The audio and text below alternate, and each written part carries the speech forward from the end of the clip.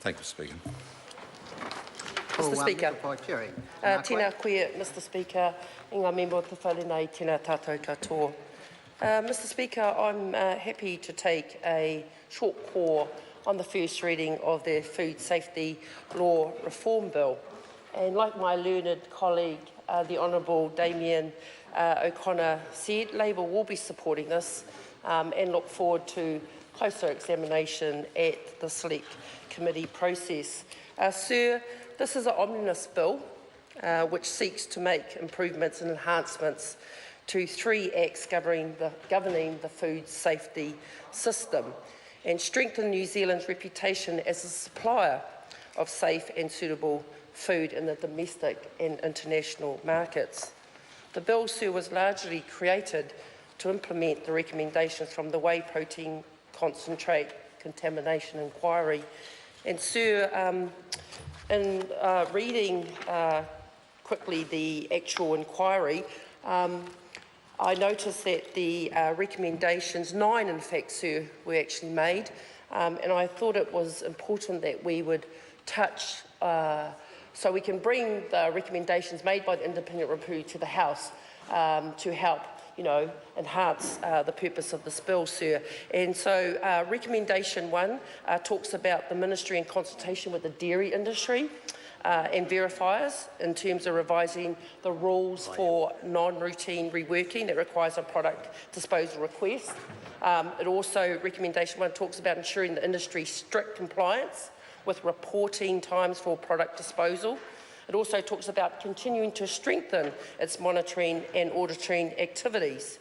Recommendation 2, sir, talks about the ministries should continue its work to ensure readiness for food safety response, including finalising its food incident protocol, undertaking regular exercise simulations and ensuring staff are fully trained. Recommendation 3, sir, touches on in any food incident the ministry should start and document a risk assessment. It should also document the use of statutory powers and also coordinate with all relevant parties to ensure a single integrated response. Recommendation 4, the ministry should re-establish a group of scientific experts along the lines of the previous New Zealand Food Safety Authority Academy.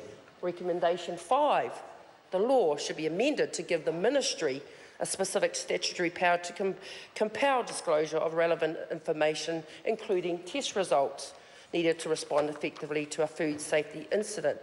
Recommendation 6, the ministry should receive targeted funding to ensure it has the resources and completes the much needed reform of dairy regulations.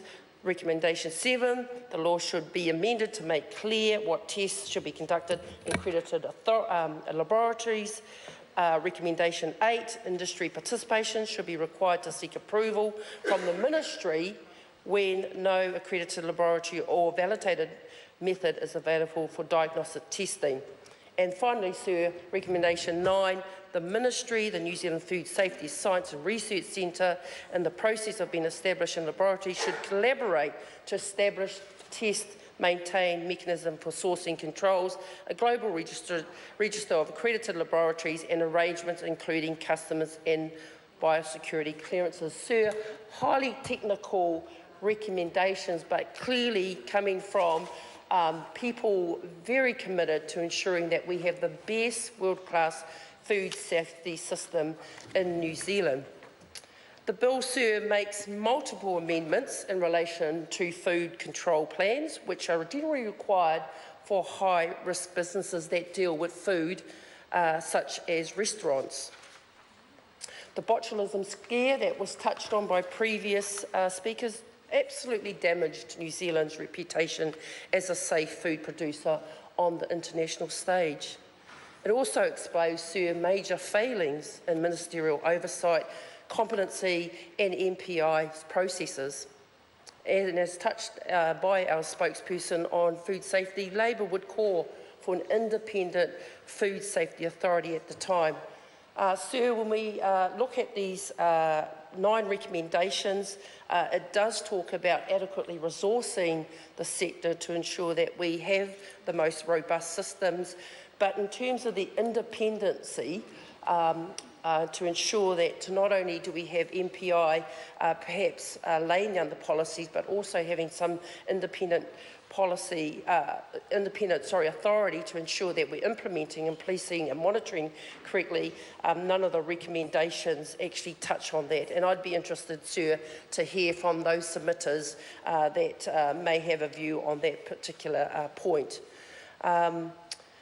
Labor would separate out the responsibilities, as I've touched on, to ensure that we do have an independent body to ensure robust independence and autonomy of decision-making is upheld. Labor does not support the current situation where MPI is both the regulator and the enforcer agency for food safety standards. We want to ensure that responsibility for food safety are clearly not compromised, and we want to ensure reviews are done that are meant to be done. Sir, the bill addresses the recommendations of the independent government inquiry, like I've mentioned, of the whey protein concentrate contamination incident, and it needs statute change to implement. The bill makes improvements and enhancements to the 3 Acts.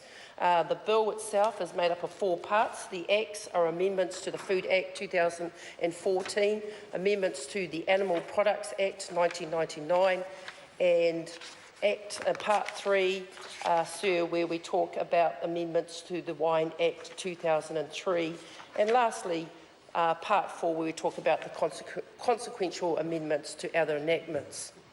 The key features of the bill, Sir, are that new risks or new requirements for risk-based plans and programs where businesses are likely to see new requirements in relation to the form and manner in which risk-based plans and programs must be supplied to the regulator.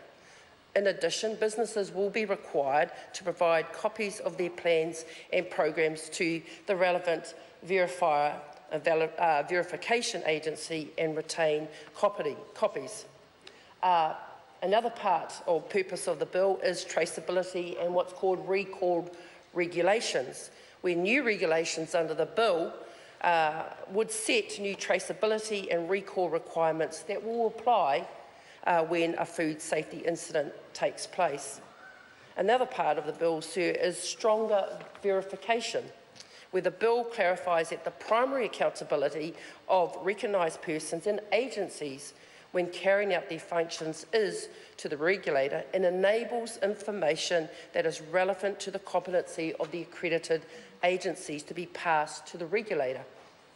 The bill also provides for verification regulations to, where necessary, apply to businesses other than operators using risk management plans and programs. And lastly, Sir, the bill talks about stronger enforcements.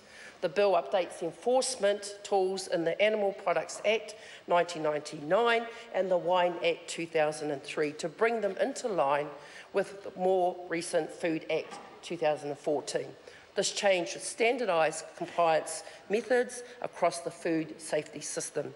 When a food safety incident does occur, the bill would give the Director General increased statutory powers to respond, require information and inform the public.